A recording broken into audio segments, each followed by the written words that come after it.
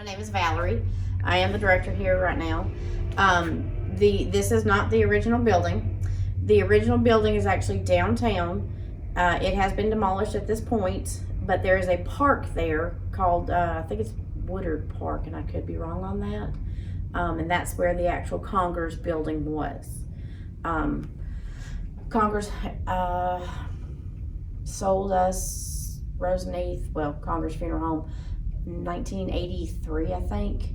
So we've had it since then. Rumor has it we still have their tables, but I can't confirm that. But they are old tables. Mr. Hinton, he passed away just a couple years ago. We did his services here.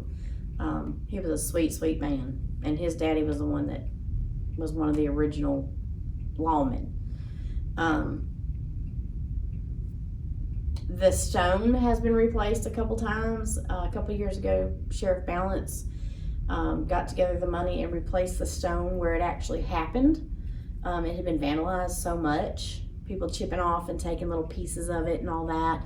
So he got another stone, and I haven't seen it lately, so I can't say whether or not it's being vandalized as well, but I guarantee it probably is. They chose this funeral home because this was the only funeral home around at the time. The other closest funeral home to us is going to be Rocket Funeral Home down in Ringgold.